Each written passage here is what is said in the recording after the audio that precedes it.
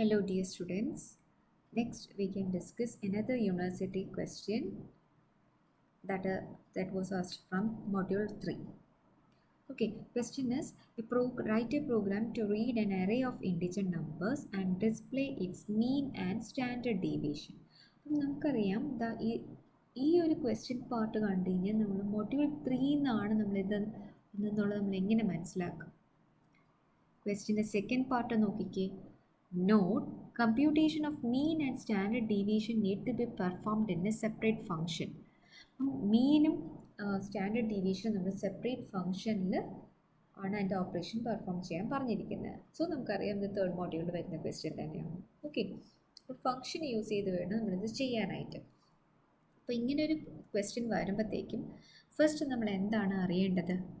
Just നിങ്ങൾ മനസ്സിലാക്കുക, എങ്ങനെയാണ് ഒരു അറേ ഓഫ് ഇൻറ്റിജേഴ്സ് നമുക്ക് തന്നു കഴിഞ്ഞാൽ നമ്മൾ എങ്ങനെയാണ് അതിൻ്റെ മീനും സ്റ്റാൻഡേർഡ് ഡീവിയേഷനും കണ്ടുപിടിക്കുന്നത് എന്നുള്ളത് അറിഞ്ഞിരിക്കുക. അപ്പോൾ അതിൻ്റെ ഫോർമുലാസൊക്കെ ഒന്ന് അറിഞ്ഞിരിക്കുക.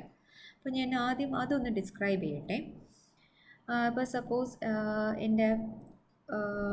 എൻ്റെ അറേ ഓഫ് ഇൻറ്റിജേഴ്സ് ഇതാണെന്ന് വിചാരിക്കുക. ഓക്കെ, 1, 5, 4, 2 ഇതാണ് എൻ്റെ അറേ ഓഫ് ഇൻറ്റിജേഴ്സ് എന്ന് വിചാരിക്കുക. അപ്പോൾ ഞാൻ അറേ ഓഫ് ഇൻറ്റിജേഴ്സ് ഞാൻ റീഡ് ചെയ്തു, അല്ലെങ്കിൽ ഞാൻ ഇനിഷ്യലൈസ് ചെയ്ത് കൊടുത്തു. ഓക്കെ, അപ്പം എ ഓഫ് ഇതിൻ്റെ അകത്ത് എനിക്ക് ഞാൻ 1, 5, 4, 2 എന്ന് പറഞ്ഞ് ഈ അറേ ഓഫ് എലമെൻറ്റ്സ് ഞാൻ റീഡ് ചെയ്തു. ഞാൻ ഇനിഷ്യലൈസ് ചെയ്യുക അല്ലെങ്കിൽ ഞാൻ റീഡ് ചെയ്തു. ഇനി അടുത്ത സ്റ്റെപ്പ് എന്താണ്? നെക്സ്റ്റ് സ്റ്റെപ്പ് ഞാൻ ചെയ്യാൻ പോകുന്നത്, എനിക്ക് mean and standard deviation separate ഫംഗ്ഷനിൽ കൊടുക്കണം. അതാണ് എൻ്റെ ക്വസ്റ്റ്യൻ.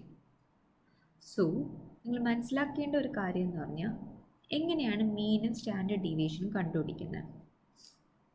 മീൻ കണ്ടുപിടിക്കണമെങ്കിൽ ഈ നമ്പേഴ്സിൻ്റെ സം എടുക്കുക. ദാറ്റ് ഈസ് 1 + 5 + 4 + 2, ദാറ്റ് ഈസ് 6, 6 + 4 10, 10 + 2 12, അതായത് sum divided by the number of elements. എത്ര number of elements? 3. that is equal to 12/4, that is 3. Mean എനിക്ക് എത്ര കിട്ടും? 3 കിട്ടും. സോ അതിൻ്റെ ഫോർമുല എന്താണ്? Yes, is equal to sum divided by the number of elements. So ഞാൻ എങ്ങനെ കണ്ടുപിടിക്കാം മീനിൻ്റെ? എനിക്കെങ്ങനെ കണ്ടുപിടിക്കാം? Sum of the array elements divided by the number of elements in the array. ഇനി എങ്ങനെയാണ് സ്റ്റാൻഡേർഡ് ഡീവിയേഷൻ കണ്ടുപിടിക്കുന്നത്? What is the formula of standard deviation?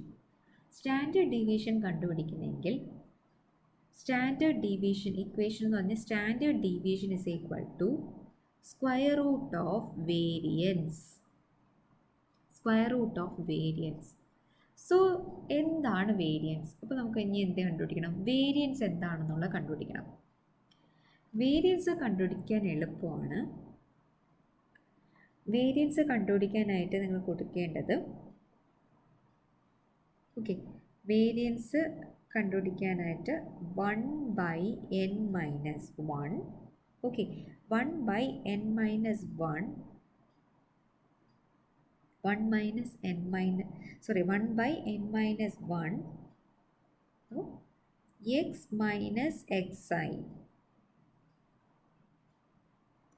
x minus xi the whole square.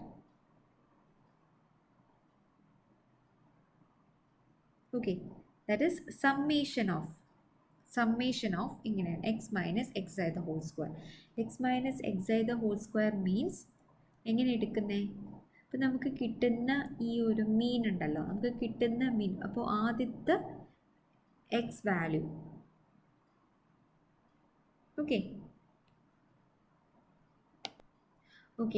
നമ്മൾ വേരിയൻസ് കണ്ടുപിടിക്കാനുള്ള ഫോർമുല എന്ന് പറഞ്ഞു കഴിഞ്ഞാൽ xi minus mean. Okay, xi minus mean, ഇതാണ് formula. അപ്പോൾ ഈ ഫോർമുലാസ് അറിഞ്ഞിരിക്കുക. xi minus mean the whole square. Okay, xi എന്ന് പറഞ്ഞു കഴിഞ്ഞാൽ ഓരോ xi മീൻസ് നമ്മുടെ ഓരോ അറേയിലുള്ള വാല്യൂസ്. അറേ നമുക്കറിയാം 1542 ആണെങ്കിൽ ആദ്യം 1 minus mean the whole square plus അടുത്ത second number is 5 minus mean the whole square. ഇങ്ങനെയാണ് കണ്ടുപിടിക്കുന്നത്. അപ്പോൾ നമുക്ക് വേരിയൻസ് കിട്ടിക്കഴിഞ്ഞാൽ സ്റ്റാൻഡേർഡ് ഡീവിയേഷൻ എങ്ങനെ കണ്ടുപിടിക്കാം? Square root of variance. ഇത്രയും ഫോർമുലാസും നമ്മുടെ മനസ്സിലുണ്ടെങ്കിൽ ഈ ഫോർമുലാസ് എല്ലാം നമ്മൾ എന്ത് ചെയ്താൽ മതി? ഒരു ഫംഗ്ഷൻ്റെ അകത്ത് ഇട്ട് കൊടുത്താൽ മതിയാകും.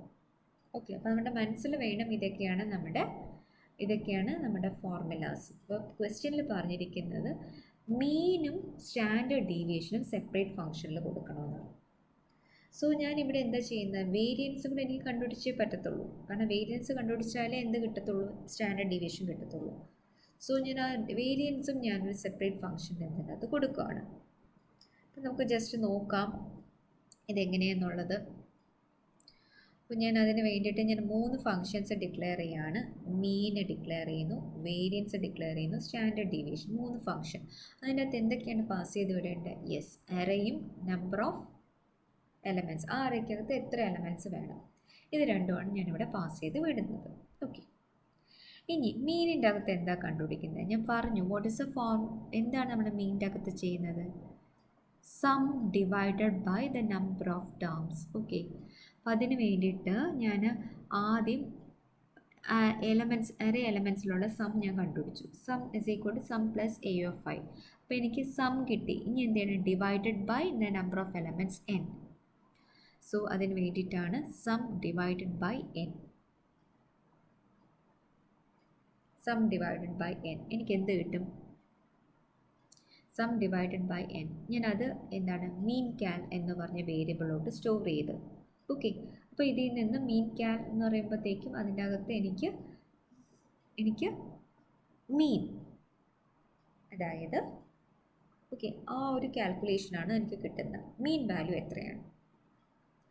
ഇനി ഞാൻ വേരിയൻസ് കണ്ടുപിടിക്കണം. കാരണം വേരിയൻസ് കണ്ടുപിടിച്ചാൽ എനിക്ക് സ്റ്റാൻഡേർഡ് ഡീവിയേഷൻ കണ്ടുപിടിക്കാൻ പറ്റത്തുള്ളൂ. ഇനി ഞാൻ വേരിയൻസ് കണ്ടുപിടിക്കാൻ വേണ്ടിയിട്ടുള്ള ഫംഗ്ഷനാണ് ഞാൻ ഇവിടെ കൊടുത്തിരിക്കുന്നത്. നോക്കിക്കേ, വേരിയൻസ് കണ്ടുപിടിക്കാനായിട്ട് ഞാനിവിടെ ആദ്യം വേരിയൻസ് ഞാൻ എങ്ങനെയാണ് കണ്ടുപിടിക്കുന്നത്? Yes, 1/n - 1